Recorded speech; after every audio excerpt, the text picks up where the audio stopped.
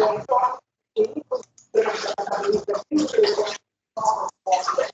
é o seguinte, pessoal, então a partir de agora a gente está gravando, tá? A gente vinha fazendo aí alguns debates, né? Antes de começar a apresentação do assunto de hoje. Esses debates aí não foram gravados e tal, fazem parte do nosso conhecimento. E a partir de agora, então, a aula está sendo gravada e depois eu recebo o link, eu salvo o arquivo e posto lá para vocês acessarem.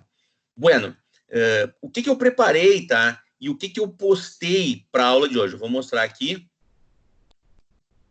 Eu vou mostrar aqui para vocês. Se vocês entrarem lá no Moodle, vocês vão ver que eu atualizei o Moodle hoje, né, com quatro links, tá? O primeiro link aqui é o aula 15, né, que é uma apresentação em PowerPoint, que é o que a gente vai comentar agora. E depois eu coloquei 3 links que nos remetem para documentários, tá? O primeiro documentário, que todos têm o mesmo título, mas quando tu clica no link ali, tu é remetido para um documentário, tá? São documentários curtos, esse aqui eu acho que tem 50 minutos, esse aqui também tem 50 minutos, e esse aqui é bem curtinho, tem 15 minutos. Esse aqui é um documentário muito legal, eu até acho que a Geise e o Giovanni, se eles virem participar da aula, eles vão identificar algumas pessoas que falam de uma modalidade aí, sustentável de agricultura e de meio ambiente, né? E ele depois mostra uma cooperativa de trabalho também, que tem essa questão da sustentabilidade. Esse link aqui é uma palestra que um jornalista conhecido falou sobre a questão da sustentabilidade na visão das empresas. E esse link aqui que a gente vai assistir é um link bem pequeno, que é um TED. Depois que o Diego lá nos mostrou o TED, eu não conhecia e agradeço muito ele. Eu fiquei bem fã do TED, procuro sempre assistir. Então, é um TED do mesmo jornalista, falando os conceitos, né, e dando a visão dele de sustentabilidade, mas daí não pro lado não com a visão das empresas, mas com a visão dos consumidores. Então, estão ali, tá? Estão ali postados, e a partir desses links, eu vou começar, então, com a nossa apresentação, que vocês já devem ter tido acesso a ela, que é essa aqui. A dimensão cultural da globalização, sustentabilidade e meio ambiente.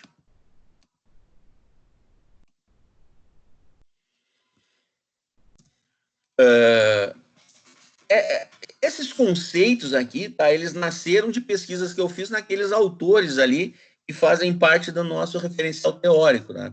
Mesmo a nossa disciplina tendo sofrido muitos impactos em função da situação atual que a gente está vivendo, falar de globalização hoje é diferente do que se falava em globalização no semestre passado. Mesmo assim, eu sempre busco referências naqueles autores que constam lá nas nossas referências, na nossa bibliografia básica e bibliografia complementar. E aí eu faço algumas adaptações, junto isso, né, com pesquisas que eu faço, né, e aí eu tento montar essa nossa apresentação para debates. Então é o seguinte, esses autores, eles dizem que alguns problemas relevantes, né, ambientais, alguns problemas ambientais que são considerados relevantes, são considerados impactantes, eles têm uma origem que é uma origem local. Territorialmente ou espacialmente, elas são locais. E essas origens locais, elas geram um reflexo, elas se fazem sentir no planeta inteiro. Então, por exemplo, a gente podia pegar uma queimada na Amazônia, né, uma queimada na floresta, ela é um evento local, está localizado. Só que essa queimada, ela gera um reflexo no planeta inteiro, porque ela pode fazer com que as cinzas, a fumaça, alterem as condições do oxigênio que uma grande quantidade de pessoas no mundo inteiro vai respirar. Ou essa eliminação da floresta faz com que o clima numa grande região do planeta seja alterado. Então, muitas vezes, um evento que tem uma origem local, ele gera um reflexo global. Acho que a gente já tinha ouvido essa expressão. Mas o contrário também é verdadeiro, e às vezes a gente não se apercebe disso. Às vezes, situações que são dispersas, elas geram consequências muito localizadas. E, como exemplo, a gente até podia continuar aí na questão da queimada, né? Se eu pegar a queimada da floresta, que é né, localizado, assim, né? Juntar isso aí, a poluição que os automóveis produzem, isso existe no mundo inteiro. Juntar isso aí com a poluição que algumas indústrias produzem, está espalhado no mundo inteiro. Juntar isso aí com mais uma erupção vulcânica, que aí não seria um problema ambiental, mas uma questão natural, eu junto tudo isso, e isso muitas vezes causa uma consequência muito localizada, o derretimento das calotas polares. Então, se por um lado um evento local causa uma consequência global, ações globais muitas vezes causam consequências muito localizadas. No texto que eu li, né, dos nossos autores aí, eles davam como exemplo a questão da chuva ácida. Até faz muito tempo aí que a gente não lê notícias, não recebe notícias sobre o evento aí da chuva ácida, né? A última que eu lembro foi na cidade de Cubatão, em São Paulo, nos anos 80. Alguns de vocês aí devem lembrar, né? Então, a chuva ácida era um evento causado porque algumas indústrias elas despejavam poluentes nos rios, a água dos rios evaporava e causava aí uma chuva que, junto com a água, levava lá os resíduos, né, poluentes também, chamado lá da chuva ácida. Então, isso prova, tá? Essas duas visões, assim, prova que a gente vive num ambiente que está muito interligado. Quando acontece algo numa determinada região, isso tem um reflexo global. E eventos globais que estão acontecendo em lugares dispersos, eles muitas vezes causam uma consequência muito pontual num único ambiente. Agora, se a gente evoluir um pouquinho, existe uma curiosidade entre os autores que estudam essa área do conhecimento, né? Os autores que pensam em sustentabilidade e meio ambiente, a maioria deles, eles ficam curiosos quando eles identificam que boa parte dos problemas ambientais eles geram uma gravidade maior em países subdesenvolvidos. Se a gente pensar na China, né, a gente via lá a China, né, com o céu todo poluído, praticamente todo mundo andando de máscara. Estou falando antes da pandemia, né? Todo mundo andando de máscara. Então alguém vai dizer, não, mas isso aí é um reflexo, né? Existe uma gravidade, o céu está poluído lá, né? Mas se a gente voltar atrás, e essa aula, esse nosso encontro de hoje, eu vou procurar resgatar alguns vídeos que a gente viu no semestre passado. Se a gente pensar no menino que descobriu o vento, o menino que descobriu o vento tem uma questão ambiental ali, né? Se vocês lembram.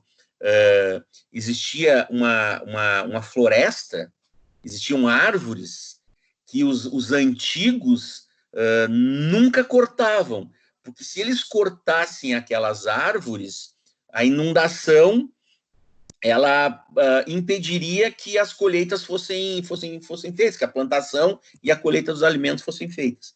E num determinado momento, a nova geração vendeu aquelas árvores. E veio as chuvas, e como não tinha mais a barreira natural das árvores, houve uma inundação, e lá o agricultor, né, que era o pai do menino do filme, vocês lembram da cena que ele estava tentando arar a terra, mas ele afundava, né? Mas isso é uma amostra, né, que essa percepção das pessoas que estudam o meio ambiente, ela é uma percepção verdadeira. Os países subdesenvolvidos, como era o caso lá do país da África, ele sofreu uma consequência maior em função de um desequilíbrio ambiental. Em outros países, o pessoal andava de máscara, na China, que eu estou dizendo, o pessoal anda de máscara e consegue se ter uma proteção mínima contra a poluição. No caso lá desse país da África, não me lembro que país se passa o filme, ele não teve essa proteção. Então, ele sofreu muito mais o reflexo dessa questão ambiental. Quem quiser interromper, pode começar a falar, tá? Eu não vou conseguir ver se levantar a mão. Sim, professor, só para... O filme acontece no Malawi. Malawi. Uhum. E, professor... Foi com vocês que eu vi, né? Não, é o Gerson, professor. Não, fala, Gerson. A respeito à questão da chuva ácida, professor, o que provocava ela eram os particulados que saíam das chaminés, que ficavam em suspensão. Aí, quando chovia, a água da chuva solubilizava esse particulado e ela tomava um caráter ácido, né? Muito por causa do enxofre que tinha, né? A água, vamos dizer, o que fica nos rios, quando evapora, na verdade, o que evapora é só a água, o H2O. É só água mesmo. Tá. Entendi. A parte sólida fica. Então, até se resolveu porque se começou a se fazer grande pressão para se colocar filtros nas chaminés, né? Que era um custo elevadíssimo, né? Não, eu vou falar disso em seguida, tá, o Gerson? Mas tá bem colocado, foi bem colocado aí da tua parte, realmente. O que vai evaporar é a água e a acidez se dá nessas partículas sólidas que ficam em suspensão. Perfeito. Mais para contribuir aí para. Não, perfeito, foi ótima a tua contribuição. Esses escritores, né, e esses estudiosos, então, assim, do meio ambiente, eles buscam algumas respostas para essa característica, né, por que os países subdesenvolvidos, né, e uma característica geográfica, tá, uma característica geográfica é que as florestas tropicais que estão sendo dizimadas, né,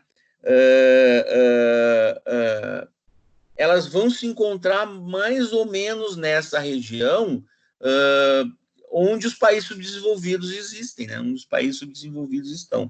Então, essas florestas vão sendo dizimadas, né? Os resíduos tóxicos vão sendo depositados em maior ou menor grau, e também uma outra característica desses países é a questão da desertificação, que ameaça, né, espaços que poderiam ser utilizados para agricultura e ameaçam outras espécies animais. Quando a gente fala em desertificação, aí eu também juntei os nossos autores dizem com o que eu já tinha lido, né, em outros locais. Quando a gente fala em desertificação, a gente pensa logo no deserto do Saara, né, que é aquele mar de areia. Mas existem outros tipos de desertos. Então, assim, existe o deserto de sal, né? Tem um deserto de sal aqui na América do Sul, é no Chile, se não me engano, né? E existe a expressão que os ambientalistas utilizam, que é o deserto verde. Aqui no Rio Grande do Sul, nós temos zonas de deserto verde. Deserto verde é aquela região que ela foi explorada com uma única cultura. E essa cultura, ela impede que outros vegetais e outros animais consigam sobreviver junto a ela. O grande exemplo do deserto verde que a gente tem aqui são os pinos, né? O pinus é um tipo de vegetação que ele impede que outra vegetação nasça embaixo dela e ele impede que outra espécie animal sobreviva ali no meio, né? Não tem nenhum animal onde existe uma floresta de pinos e não tem nenhuma outra vegetação numa floresta de pinos. Diferente, por exemplo, do eucalipto, né? O eucalipto consegue compartilhar criação de gado e eucalipto. Tu consegue ter uma cultura embaixo de uma floresta de eucalipto. Onde é pinos, não. Onde é pinos, tu não tem nada de vegetação e tu não tem nenhum tipo de espécie animal convivendo ali. Então, é o que os ambientalistas chamam de deserto verde. É tudo verdinho, tudo bonito. Não é sal, não é areia, tudo verdinho, tudo bonito. Mas tu tem aquela monocultura que está ali cumprindo algum interesse. Eles dizem que é a floresta silenciosa. No meio tu não ouve nenhum passarinho, não tem? Não existe nenhum tipo de animal, ele consegue existir numa floresta de pinos e não tem nenhuma vegetação embaixo. Bom, e aí é o que eu tinha começado a falar, tá? Assim, ó, esses estudiosos, eles imaginam que existe um componente geográfico para que essa questão de impacto ambiental seja sentida nos países subdesenvolvidos. Mas alguns cientistas sociais, eles têm dito que esta questão do reflexo ambiental ser mais sentida em países subdesenvolvidos, isso resulta de relações de natureza política e de natureza econômica. Eu lembro quando eu estava na faculdade, na primeira disciplina que eu fiz lá na faculdade, primeiro semestre que eu estava estudando, a gente tinha uma disciplina chamada Estudo de Problemas Brasileiros, EPB. E a gente lia um livro que era do Celso Furtado. E o Celso, que é um autor aí reconhecido, né, brasileiro reconhecido, economista brasileiro reconhecido, morreu há alguns anos. E na época que eu fiz a disciplina, ele era vivo ainda.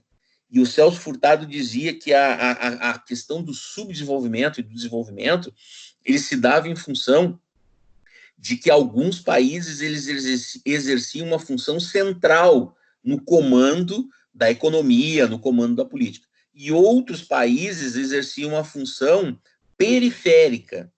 Então, os países subdesenvolvidos são aqueles países que exerciam uma função periférica. E os países desenvolvidos seriam aqueles países que exerciam uma função central. A pergunta, por que alguns exercem a função central e outros exercem uma função periférica, né? Porque a acumulação de riqueza, por parte de alguns, tinha permitido que eles exercessem uma política econômica, né, uma política social mais forte em relação aos demais. Quando a gente traz essa visão para o meio ambiente, a gente vai ver que o reflexo no ambiente ele é mais sentido nesses países periféricos ou nesses países subdesenvolvidos, muito em função, né, dessas florestas estarem localizadas na maioria de países com essa característica. Se tu pegar, por exemplo, os países desenvolvidos, países da Europa, países da América do Norte, Japão, Nova Zelândia, Israel, tu vai ver que nenhum deles tem grandes áreas de florestas tropicais, que seriam aí o que o pessoal gosta de falar, né, também os ambientalistas, do pulmão do mundo. Mas mais do que isso é porque esses países subdesenvolvidos eles têm algumas características sociais, políticas econômicas que fazem com que eles sejam mais suscetíveis, né, a sofrer essa dependência do setor industrial e na exploração agrícola. E a explicação para isso é que pela escassez que essas regiões, que esses países, que essas sociedades têm de dinheiro, de capital próprio, os países subdesenvolvidos, eles têm, e agora vão tentar fazer uma associação com a gente aqui, tá? A gente escuta muito essa expressão. Então, assim, ó, os países que não têm capitais próprios, eles se esforçam muito, se empenham muito em atrair investimentos estrangeiros. E esses investimentos estrangeiros, eles são ditos interessantes para esses países, para essas sociedades, porque eles vão promover o emprego, vão promover uma atividade econômica, e, em última análise, eles vão gerar desenvolvimento. Então, assim, ó, um país subdesenvolvido, que detém recursos naturais, detém florestas e tal, ele tem necessidade de se desenvolver. Então, ele busca investimentos estrangeiros para tentar se desenvolver, para tentar gerar emprego, para tentar movimentar a atividade econômica. Só que essa busca de investimentos, muitas vezes ela gera o que se chama de negligência no plano ambiental. O que é uma negligência no plano ambiental? Questões ambientais, questão de preservação ambiental, muitas vezes elas são deixadas de lado, são negligenciadas. Ou então elas são vistas como um custo que tu tem que pagar para tu conseguir se desenvolver. E agora aqui eu vou parar um pouquinho, eu queria ouvir vocês, o que vocês pensam disso?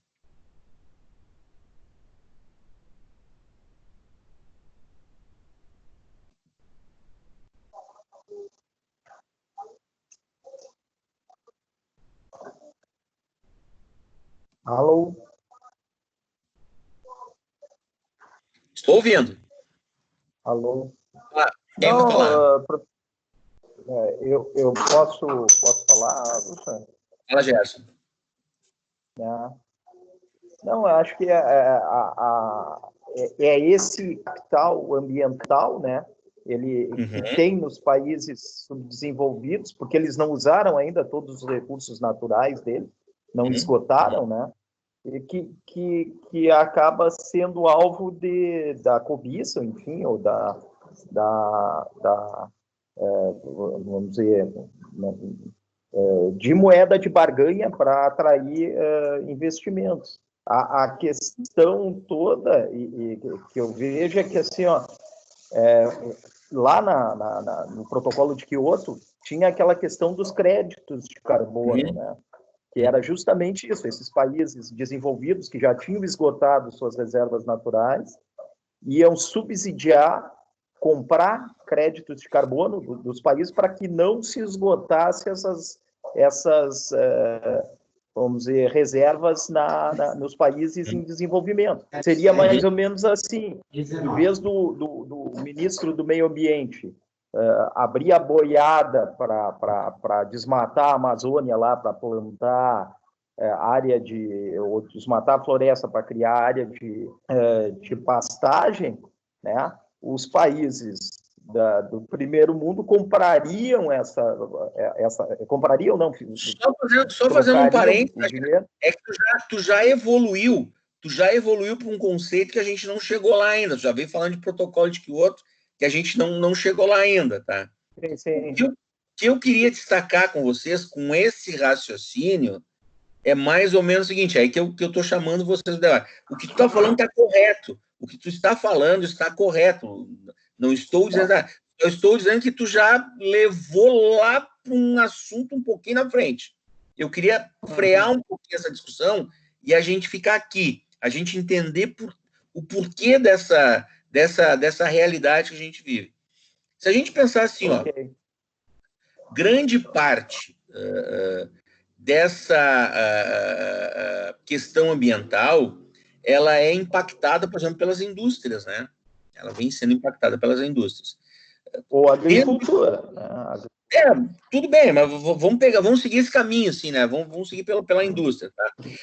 Mas a agricultura, outra coisa importante, a agricultura, ela começa a gerar esse impacto ambiental quando a agricultura começa a ser explorada como uma atividade econômica mesmo, assim, quando ela começa a se industrializar quase, quando ela começa a se automatizar.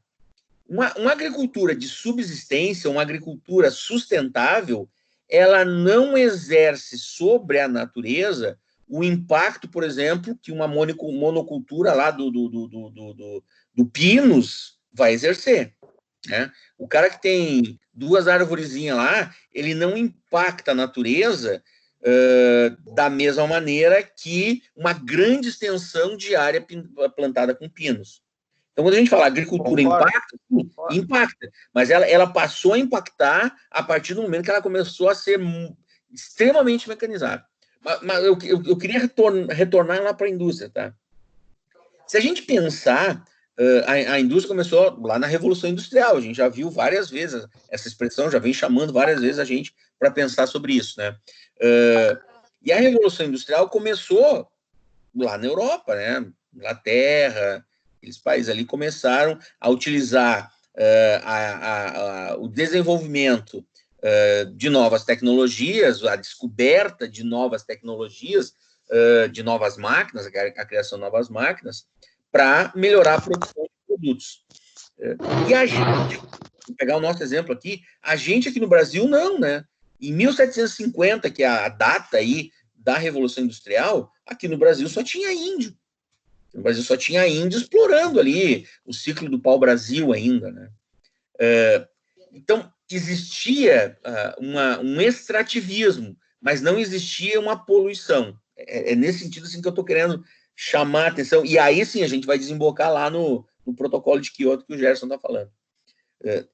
Antes de Getúlio Vargas aqui no Brasil, não existia indústria. antes de Dom Pedro, antes do Dom João VI vir para o Brasil, até 1808, era proibido por Portugal que qualquer produto fosse produzido aqui no Brasil. Todos os produtos tinham que ser comprados de Portugal. Quando Dom João VI veio para cá em 1808, se começou a permitir a produção de determinados produtos aqui. Mas a industrialização mesmo só se deu a partir de Getúlio Vargas, 1930. O que eu estou tentando mostrar é que a nossa industrialização ela é muito recente frente à industrialização de outros países, por exemplo, da Inglaterra. A Inglaterra já tem uma industrialização há muito mais tempo que a gente, né? Ou seja, então ela já dilapidou um recurso natural há muito mais tempo que a gente. E a gente vai acabar chegando lá. Mais ou menos isso, né, Gerson? Quando foi lá o protocolo de Kyoto, já estava tentando dizer isso, né? Como os caras lá já dilapidaram o meio ambiente, agora eles querem que a gente preserve o nosso aqui.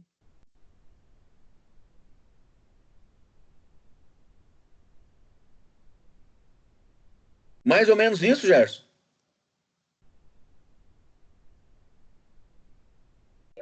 Não, é como o senhor disse, né, professor? De repente eu fui um pouquinho mais adiante lá, já querendo achar a solução, o erro, enfim.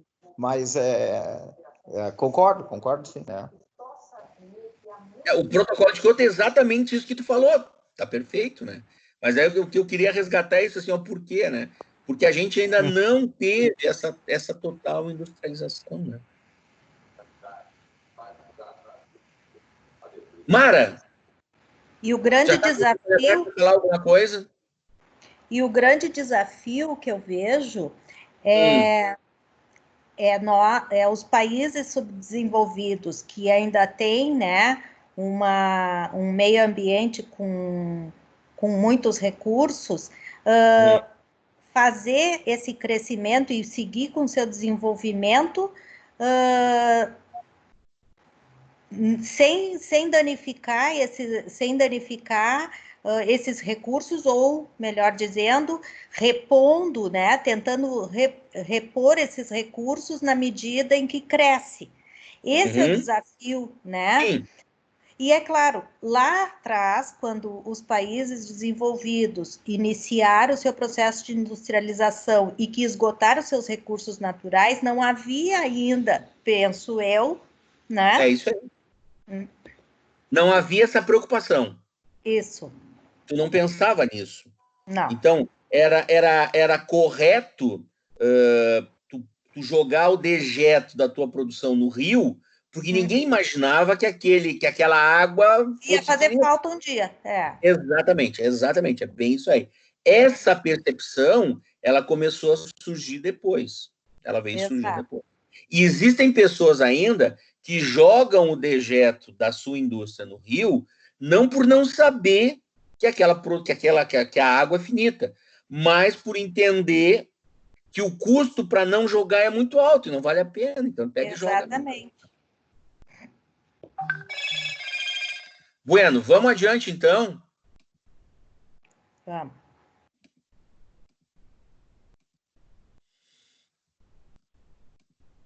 Dentro desses conceitos aqui.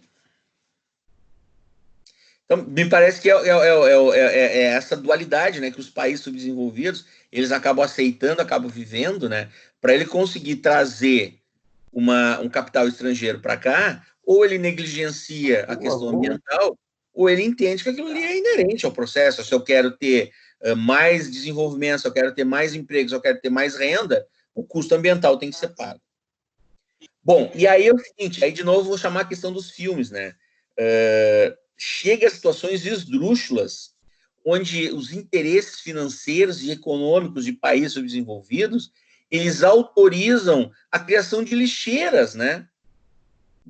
Oriundas de outros países. No filme, o menino que descobriu o vento, de onde ele achou a bomba que ia trazer a água lá do poço, né? Ele achou num lixo, né? Vocês lembram que ele e o amigo dele iam brincar num lixo, né? Alô? Estamos te ouvindo. Pode falar, Gerson. Aí, professor? Professor, enquanto o Gerson se encontra ali, Não sei se vocês já tiveram a oportunidade de andar ali por alguma praia do Nordeste, principalmente Ceará. Bom, teve o óleo recentemente, mas não é sobre o óleo que eu vou falar, tá? Ô, Diego, quando tu caminha... Toral, quando tu caminha pelas praias lá por exemplo, pega lá Canoa Quebrada, alguma coisinha assim, a cada X metros, na beira do mar ali, a gente encontra uns cubos de material hospitalar. Ocorre que um navio que vinha para o Porto de Santos naufragou em alto mar ali, enfim, que a corrente vai desembocar ali no Ceará, e ele derramou esse lixo hospitalar que ia para Bahia, que ia para o Porto de Santos, e de lá ia seguir por caminhão até Mato Grosso, se eu não me engano. Uma logística enorme que vinha da China e que vem da China ainda. Como prova desses lixos aí. Há uns anos atrás, Diego, eu acompanhei, ficou acho que mais de uma semana, olha, ficou quase um mês aqui no Rio Grande do Sul, uma empresa de Novo Hamburgo, que ela estava sendo multada aqui pelo IBAMA, né, pelo meio ambiente, né, não sei como é que é o nome do órgão do meio ambiente, não lembro agora, mas ela estava sendo multada porque ela tinha recebido aqui no porto de Porto Alegre, aqui no nosso porto, ela tinha recebido um material, e quando foi aberto, né, para fazer a fiscalização, quando abriram o container, era lixo hospitalar. E aí a empresa foi autuada por aquilo ali, e ela disse, não, mas não foi isso que eu comprei.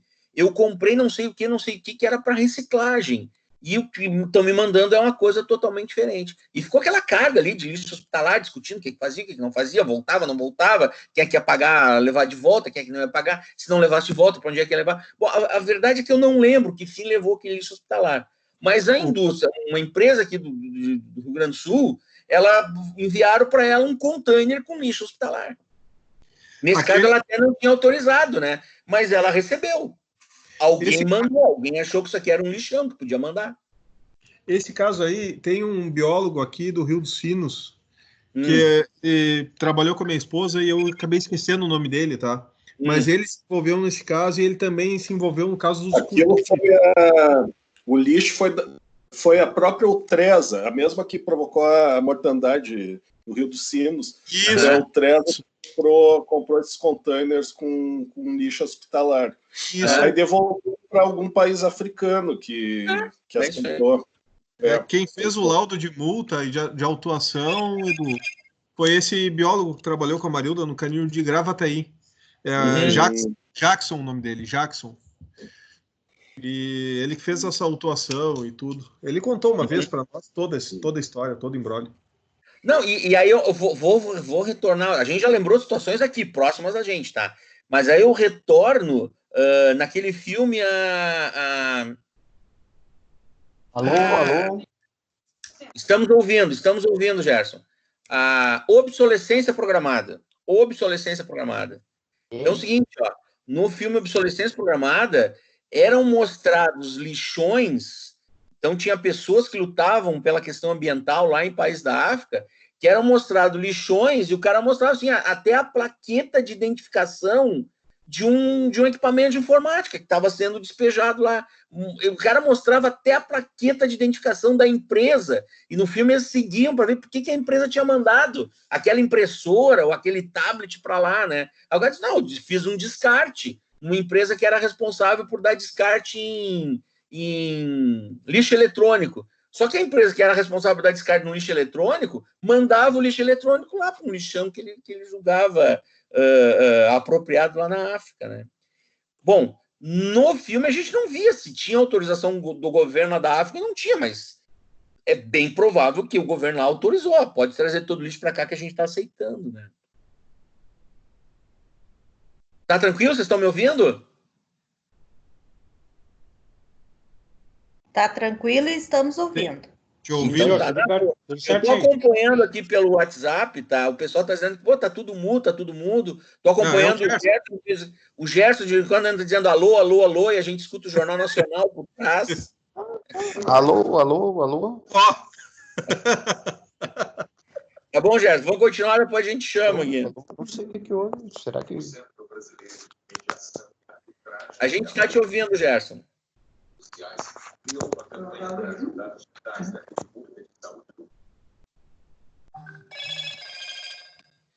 fazer uma coisa aqui.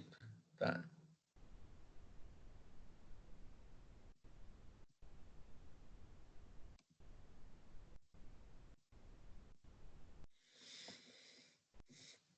A questão dessa característica assim, de se criar lixões, né, em países subdesenvolvidos é que nos países desenvolvidos, as empresas, as indústrias que a sua operação tem por característica gerar poluição no meio ambiente, elas são sujeitas primeiro a essas questões de movimentos de protesto.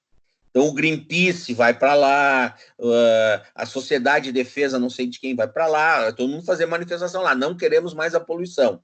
Então, a indústria está sediada nos Estados Unidos, está sediada na Europa, poluindo aquela localidade, poluindo aquela região geográfica, ela vai sofrer um protesto por movimentos sociais.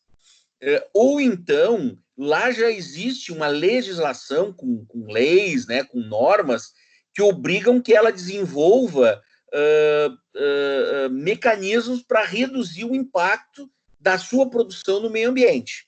E isso custa caro.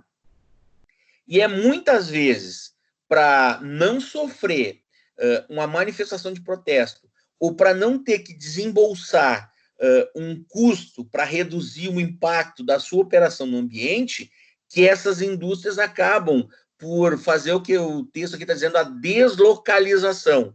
Ela tira a unidade produtiva de um país, que é muito rigoroso com questões ambientais, e leva para um outro país que é menos rigoroso, porque ele quer ter emprego, quer ter renda, quer ter desenvolvimento. Então, é o seguinte, ó, por que eu estou trazendo isso? Tá? Eu estou trazendo isso para dizer para vocês que as questões ambientais, elas não podem ser olhadas, não podem ser vistas somente como uma questão do meio ambiente, como uma questão de ecologia, né? Elas precisam ser analisadas também num contexto que tem as relações internacionais. E essas relações internacionais, elas contemplam desigualdades, tá? E contemplam os modelos de desenvolvimento que cada país resolveu seguir. Então, eu tenho um determinado país que resolveu seguir um determinado modelo de desenvolvimento. Eu tenho um outro país que resolveu seguir um outro modelo de desenvolvimento. Modelos de desenvolvimento diferentes, eles vão gerar impactos ambientais diferentes. Aquele país que desenvolveu basicamente em cima da indústria extrativista, da indústria poluidora, bom, ele vai gerar um impacto no ambiente de uma maneira muito grande. Países que se desenvolveram a partir de uma indústria, por exemplo, do turismo, o impacto do ecoturismo, o impacto ambiental vai ser muito pequeno. Não dá para olhar só sob o ponto de vista ecológico, só sob o ponto de vista ambiental. Eu tenho que olhar sob o ponto de vista de relações internacionais.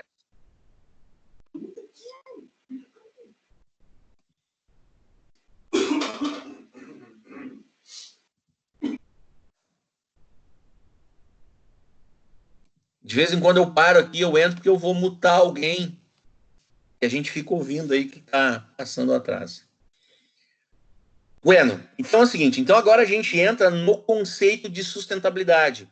É em função dessas situações que a gente viu, de situações mais esdrúxulas ou de situações que até então eram normais, que o conceito de sustentabilidade ele foi nascendo, ele foi sendo desenvolvido, tá? E a definição de desenvolvimento sustentável é uma definição que diz que o desenvolvimento ele precisa atender às necessidades atuais, às necessidades do presente, sem comprometer as possibilidades que as próximas gerações terão. Então, o conceito de desenvolvimento sustentável, o conceito de sustentabilidade, ele nasceu desse pensamento. Eu preciso atender a minha necessidade atual, eu preciso atender o que eu preciso agora. Mas o meu atendimento às minhas necessidades atuais não podem comprometer as possibilidades que outras gerações terão. Não as necessidades de outras gerações, porque eu não sei quais serão as necessidades de outras gerações, mas eu não posso comprometer as possibilidades de outras gerações. Porque quando eu impacto de uma maneira muito forte o ambiente atual, eu restringo as possibilidades das próximas gerações. Isso que eu queria destacar bastante, assim, ó. O desenvolvimento sustentável, ele aceita o atendimento das necessidades atuais, mas esse atendimento das necessidades atuais, ele não pode comprometer as possibilidades das próximas gerações. E aí eu destaco de novo, ele não pode comprometer não as necessidades das próximas gerações, porque eu não sei quais serão as necessidades das próximas gerações. Ele não pode comprometer as possibilidades. Se eu esgoto um recurso natural que eu tenho hoje, as próximas gerações não terão a possibilidade de utilizá-lo. Elas podem até não precisar utilizar, mas elas não terão mais a possibilidade de utilizá-lo. Então é isso. A sustentabilidade está relacionada a isso. Atender o que eu preciso hoje, sem eliminar possibilidades no futuro.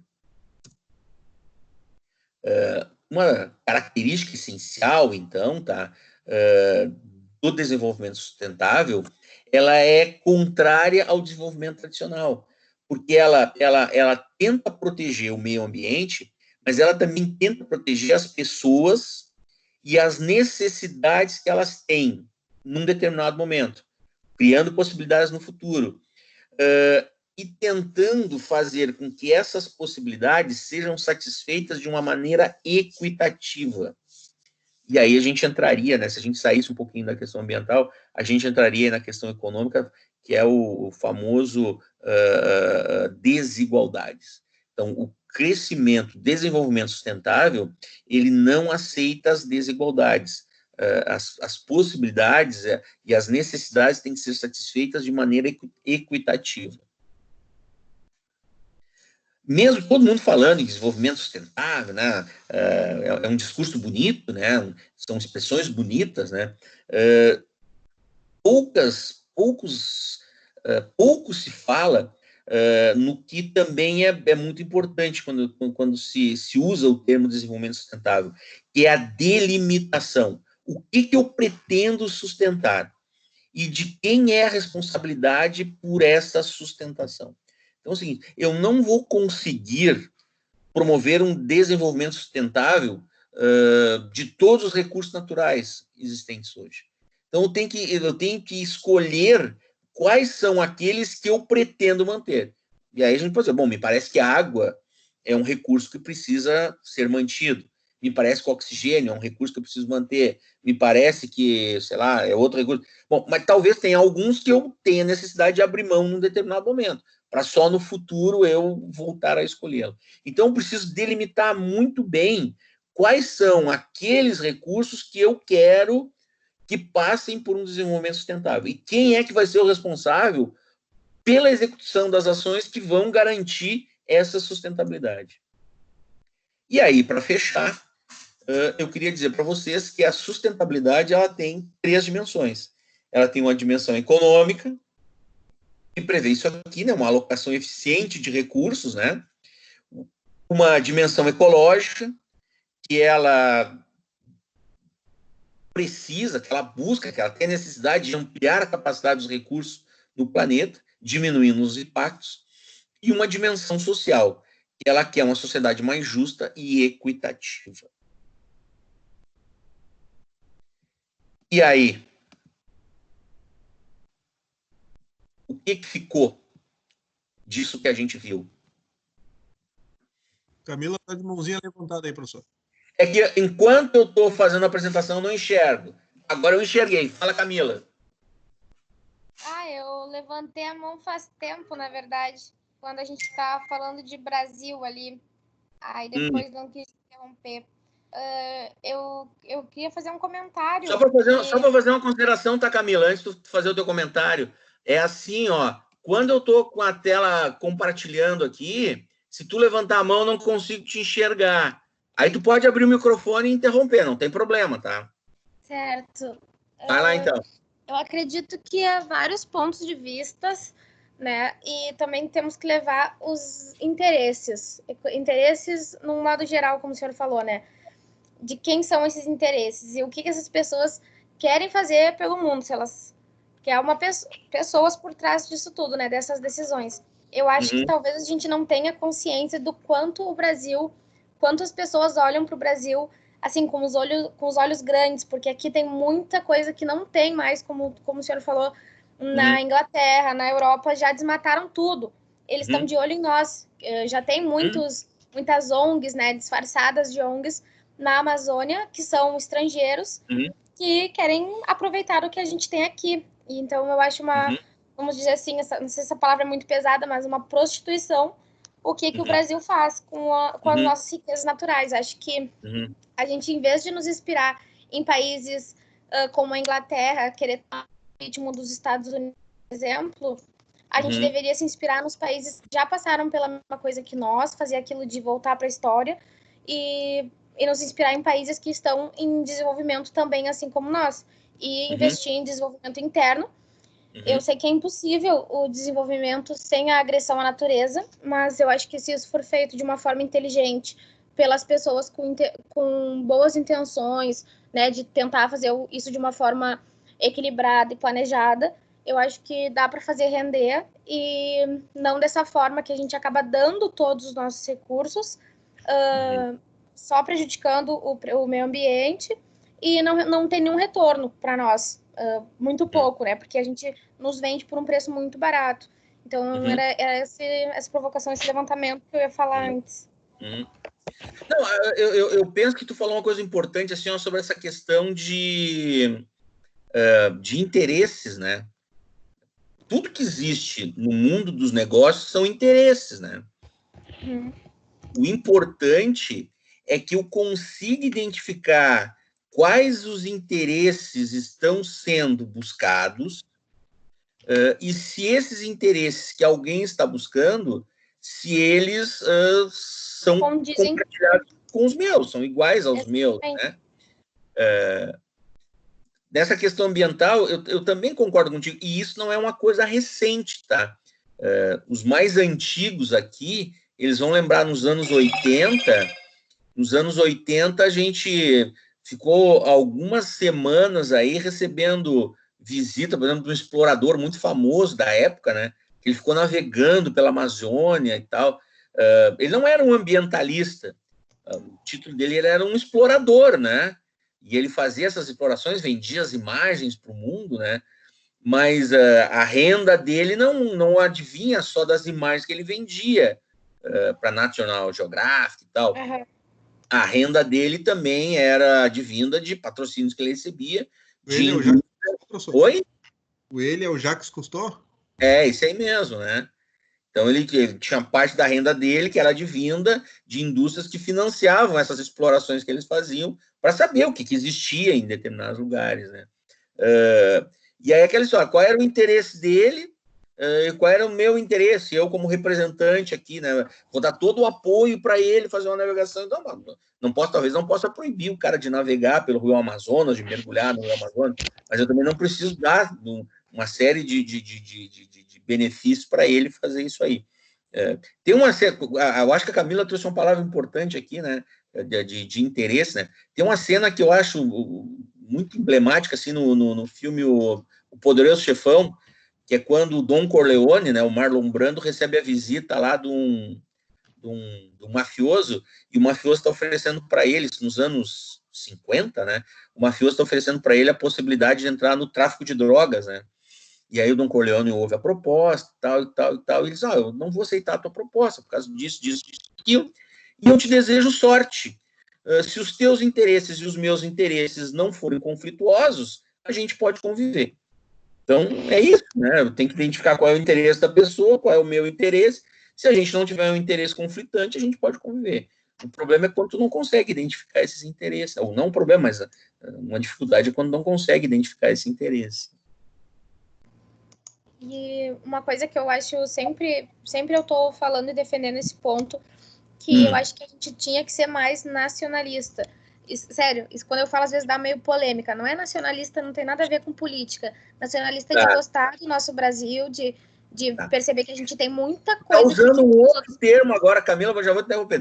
Eu vou falar sobre esse assunto, eu já tinha prometido aqui. Eu acho que foi a Mara que umas aulas atrás falou em patriotismo e agora tu falou em nacionalismo. São conceitos diferentes. E eu até mandei para vocês em seguida 2 artigos, tá? De dois jornais, 2 veículos, assim, ó, totalmente opostos, e de 2 autores totalmente opostos, um falando sobre patriotismo e outro falando sobre nacionalismo, tá? Então, a nossa última aula eu já programei para falar sobre isso aí. Ok. A gente tem muita coisa que os outros países não têm, a gente tem sorte, eu sei que é difícil a vida no Brasil, todo mundo sabe, mas nessa questão do nosso território, da nossa cultura, de todas as nossas riquezas, tudo que a gente tem a oferecer para o mundo, a gente tem muito. E a gente tem que gostar, tem que valorizar mais essas coisas que a gente tem. Porque às vezes a gente pensa, quem é que vai querer vir pro Brasil? Aqui é uma merda, e fica falando que o Brasil é horrível. Só que não, gente, na verdade o sonho de muitas pessoas, de muitas culturas do Oriente Médio é morar aqui no Brasil, é vir pro Brasil, porque a gente acha que não, mas tem muita coisa boa, muitas leis boas que não há em outros lugares, e a gente às vezes só reclama, mas esquece de olhar por esse outro lado que tem, né, que tem bastante coisa que a gente poderia defender. Se a gente tivesse mais autoestima, talvez a gente não deixava qualquer um tomar o poder e tomar as decisões por nós, a gente talvez ia ser mais unido. Tá. Vamos voltar para o impacto ambiental, então, tá? Eu já viajo, né? Não sei se você sabe. Vamos voltar para o impacto ambiental. Quem é que ia falar alguma coisa que eu cortei? Eu acho que a Mari ia falar um negócio que eu cortei. Não. Tá, então tu só concordou com o que eu tinha falado antes, né? Isso. Ô, Gerson, tu ia falar algum negócio que eu te cortei também, não? Não, professor, não. Pode. O Gerson não hoje ia está me sem manifestar. GPS no táxi dele, professor. O Gerson hoje tá o quê? Não, Está sem GPS no táxi dele, tá mais perdido. Tá certo. não, eu desconectei o microfone aqui né? E daí não escutava vocês, né? Mas não me dei conta que ele desconectou ali um pouquinho. Então tá. Foi Bom, parte, então o negócio é o seguinte, pessoal. Então o negócio é o seguinte, eu acho que esse conceito de sustentabilidade, ele tem que ser entendido a partir dessas questões, tá? Garantir o atendimento da necessidade sem eliminar possibilidades. Agora eu vou chamar vocês para a gente fazer uma análise desses conceitos que a gente estudou a partir de 3 filmes, tá? Que é o que eu disse que eu postei, vou mostrar de novo aqui, que eu postei lá no Moodle.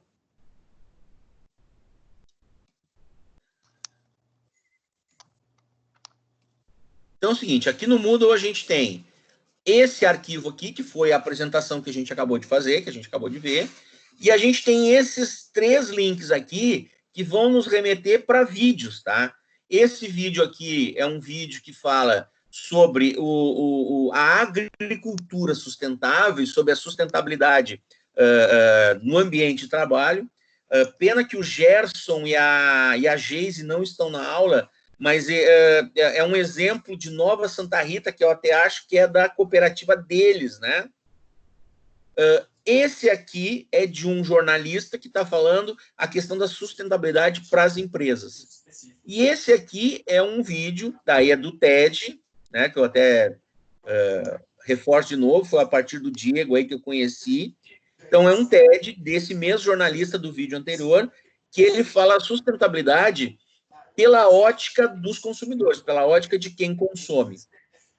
Esse TED aqui ele tem 14 minutos, 15 minutos, então ele é rápido. Então, eu queria encerrar agora a gente assistindo esse TED aqui, tá? Com essa visão. E aí, depois eu vou deixar para vocês assistirem esses outros 2 aqui, quando for mais conveniente para vocês. Você está misturando crimes. Ou seja, todos os investigados, e eu não vou chamar nem de investigado. Eu só ia ver aí. Vocês estão enxergando aí? Sim, professor. Sim, professor. Então tá. Sim. Deixa eu pular o anúncio aqui. Deixa eu botar a tela cheia.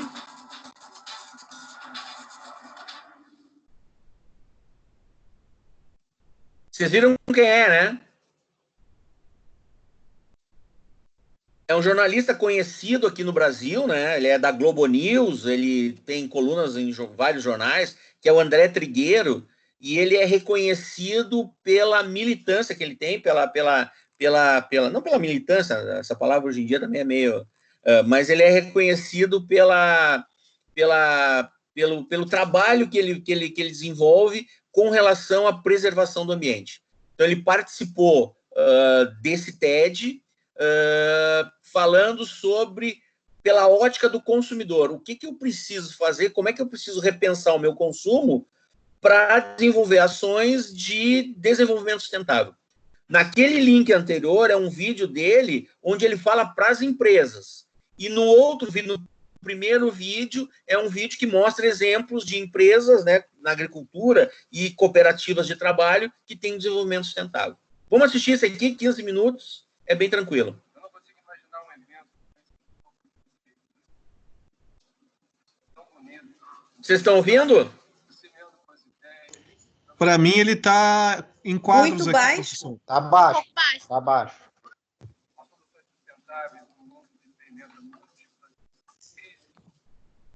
E para mim ele está meio em quadros, assim, ele não está fluido. Talvez o maior de todos. Melhorou? Essa crise ambiental sem precedentes na história da humanidade. Tem a legenda também, tá? Não consigo imaginar um evento com esse perfil que a gente não abre espaço, por menor que seja, para refletir sobre a urgência de uma nova cultura baseada no consumo consciente.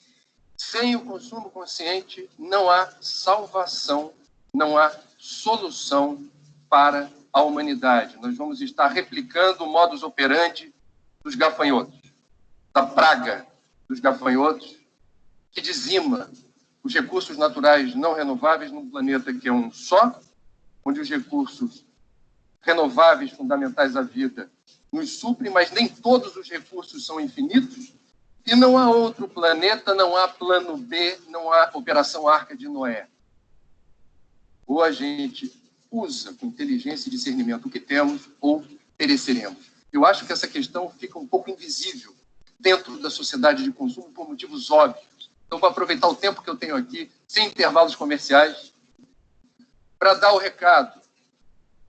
Consumo consciente é tão importante que a gente, por exemplo, se imaginasse ser possível, no estalar de dedos, erradicar toda a pobreza, toda a miséria do planeta hoje. O mundo seria melhor. Melhor e mais justo. Entretanto, se nesse planeta não houvesse a cultura do consumo consciente amplamente disseminada, não haveria solução para a nossa espécie. Se nós pudéssemos imaginar, hipoteticamente, todos os recursos hoje destinados à indústria armamentista, bélica, canalizados para a inovação tecnológica, descoberta de novas ferramentas em favor da vida, o mundo certamente seria melhor. Um mundo tecnológico, onde a gente conseguisse acelerar processos em vários campos. Entretanto, nesse mundo sofisticado tecnologicamente, se não houvesse a cultura do consumo consciente, não haveria solução para a nossa espécie. Nós precisamos disseminar esses valores com urgência, porque o tempo anda, os anos passam e a gente vai se sofisticando nessa sociedade de consumo. Eu tenho 44 anos e eu me lembro, na minha infância, da importância atribuída a armário embutido. Os adultos próximos de mim falavam, enalteciam a importância de viver numa casa ou num apartamento onde houvesse armário embutido. Era um trunfo o armário embutido, porque era prático. Tudo enfiado dentro da parede, sem estar visível, muito prático. Você colocava tudo que você precisava fazer uso diário, rotineiro, ali dentro. Na hora da mudança, não dava trabalho, não tinha móvel para levar. Você ia para um outro lugar onde houvesse armário embutido entochado na parede. 35, 40 anos depois, a garotada não sabe o que é armário embutido. Aliás, é um atestado de idade. Ninguém fala mais nisso, porque os valores mudaram e a demanda por espaço aumentou. Hoje, usamos um nome sofisticado em inglês para designar um cômodo inteiro, que precisa abrigar e acolher todas as nossas quinquilharias do dia a dia. O nome é closet. E o closet é algo que passou também a ser destacado dentro do imóvel e do nosso habitat, a ponto de revistas de decoração trazerem na capa dicas de decoração de closet. Eu vi certa vez na capa, chamada da reportagem especial, Light Designers, ensinando como projetar feixes mágicos de luz, sobrepostos sobre pilhas de toalhas felpudas de algodão egípcio, multicoloridos. Pilhas de edredons num país tórrido, tropical, um lugar quente, por exemplo, como o Rio de Janeiro, e mais feixes de luz sobre meias, sapatos, cuecas, calcinhas. E aí, terminado o investimento vultoso no closet, tem o open house. Então a gente vai ter o prazer de receber em casa. Isso é legítimo, isso é legal. Aproxima os amigos. É um ato de amor, de amizade. Venha conhecer o meu ambiente. Essa é a sala, cozinha americana, vista para a Gávea, olha lá, PUC. Quarto número 1, suíte. Quarto número 2, suíte, aquela banheirada toda dentro do apartamento. Quarto número 3, suíte. Agora vem cá, eu quero te mostrar um negócio. Presta atenção ali, eu vou acender. E acendem-se os refletores que iluminam esse templo pessoal do consumo. E o closet se torna, portanto, um símbolo de uma época. Na época do armário embutido, importava ter. Na época do closet, importa não apenas ter, mas ostentar. 3 armadilhas, pelo menos 3, do estilo de vida consumista. A primeira armadilha é de ordem ética, moral. Ostentar a abundância onde há escassez. Na sociedade de consumo, isso não é uma questão. Porque a sociedade de consumo é egoísta, hedonista, individualista, cada um por si. Talvez Deus por todos. Num raio de 100 metros, não apenas na cidade partida de Zuenir Ventura, Rio de Janeiro, mas na maior parte do mundo, ao seu derredor, onde houver muita gente, você encontrará nesse compasso virtual alguém que passa por privações de ordem material. Ostentar a abundância não é inteligente, não é uma boa ideia. Segunda armadilha é de ordem ecológica. Tudo que a gente leva para casa e precisa, é necessário, é consumo. O consumo favorece a vida. O consumo é bom. O consumismo e o sufixoísmo alude a desperdício, alude a excesso. Sapatos, meias, relógios, óculos, qualquer brinquedinho que a gente gosta de colecionar, consome dentro da farra do shopping e leva sem culpa para casa, leva junto um pedaço da natureza. Matéria-prima e energia. Tudo que está nesse ambiente. A roupa, os acessórios que a gente está usando, esse mega crachá, todos esses apetrechos que estão aqui, para existir, demandaram matéria-prima e energia, pedaços de meio ambiente que nós transportamos para casa. Tudo bem, ocorre que o planeta é um só. Os recursos são finitos. E nós precisamos fazer bom uso deles para não haver escassez. Cenário de escassez precipita conflito, guerra, disputa. Não há solução para isso. Terceira armadilha, na minha opinião, é a ilusão de transferir para bens materiais felicidade e paz. Acumular achando que esse é o caminho da felicidade e depois fazer fila no consultório psicanalítico ou se entupir de drogas lícitas e ilícitas porque permanece a sensação de vazio. Permanece a sensação de vazio existencial. Uma vida descartável, perecível, como é a embalagem de um presentinho qualquer. Meus amigos, é óbvio que há quem pense diferente. Esse é um pensamento subversivo. Há quem pense diferente, principalmente na casta dos economistas.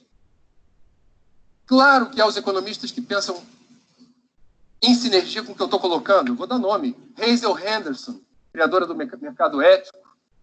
Sérgio Besserman, José L. da Veiga, recentemente Eduardo Janete da Fonseca.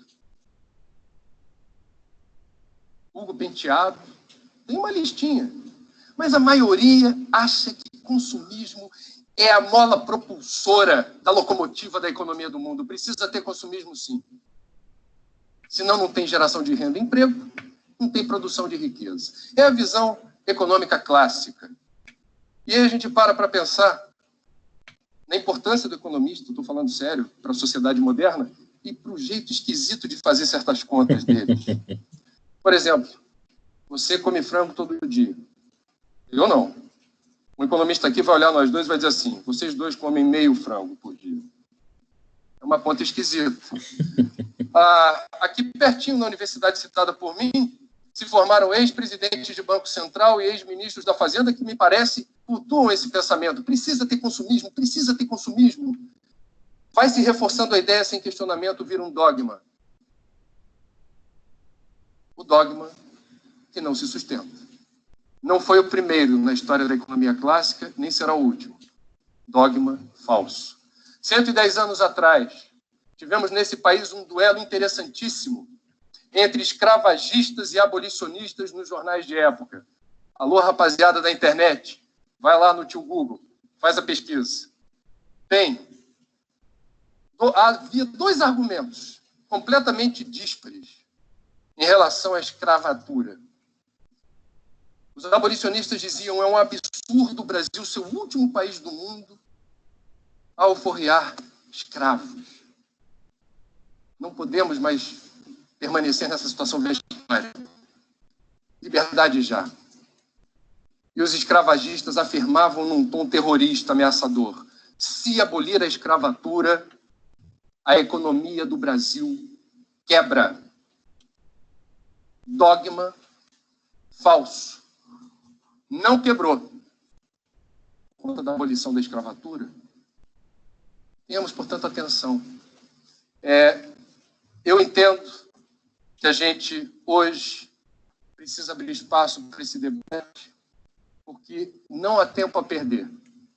Algumas instituições revelam que a sanha consumista tem determinado um avanço de 30% na capacidade de suporte da Terra. Termina um período de um ano, a gente explorou mais 30% do que a Terra é capaz de suportar em termos de demanda crescente de matéria-prima e energia. É um modelo ecocida de desenvolvimento. Nós estamos replicando o ecocídio.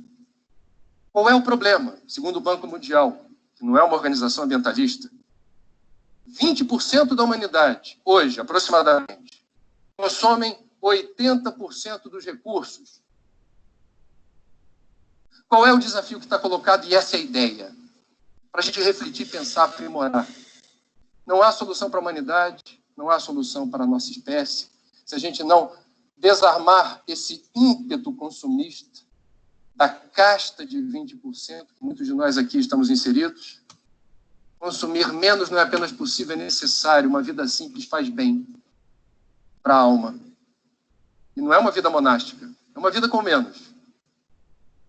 Desarmar esse ímpeto consumista de 20% da população é um desafio. E o outro é que toda a perspectiva de inclusão social que todo mundo está falando virou um mantra, falar de inclusão social. Pois bem, inclusão social é utopia se a gente não entender que numa sociedade de consumo jamais haverá inclusão social plena, porque o kit básico de sobrevivência no planeta Terra, para mais da metade da população do globo que está fora da sociedade de consumo, é moradia digna, saúde, educação, transporte e lazer. Eu vou ficar com esses 5. Para você prover os excluídos desse kit básico, você precisa de matéria-prima e energia, pedaços de natureza.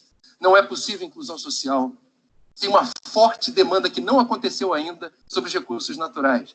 Equilibrar o jogo e a equação demanda uma reeducação em favor do consumo consciente. Consumo sustentável, consumo ético. Inocular nas escolas e universidades o antivírus do consumo consciente. Prevenção à publicidade, que dissemina novos desejos em torno do que é perecível, do que é descartável. É fundamental que a gente reflita sobre isso. Faltam 35 segundos. Eu vou encerrar, já que não há paz na sociedade de consumo, porque jamais estaremos saciados dos novos desejos que vão nos impelir e nos arrastar à nova liquidação, a pagar em 10 vezes sem juros, a levar aquilo que não é propriamente algo importante, mas passou a ser em 30 segundos de break comercial. Se não há paz na sociedade de consumo, vamos citar um dos mensageiros da paz, Mahatma Gandhi, que esteve entre nós e proferiu a frase que eu vou repetir, quando não se falava de sustentabilidade, de desenvolvimento sustentável, não se media pegada ecológica, não tinha legislação ambiental. E ele já dizia, com base em sua sabedoria, o seguinte: a Terra é capaz de satisfazer as necessidades de todos os homens, mas não a ganância de todos os homens. E, por fim, também dele, o Gandhi, que a gente reverencia, na honra que estou tendo de abrir esse TED. Sejamos nós a mudança que nós queremos para o mundo. Muito obrigado.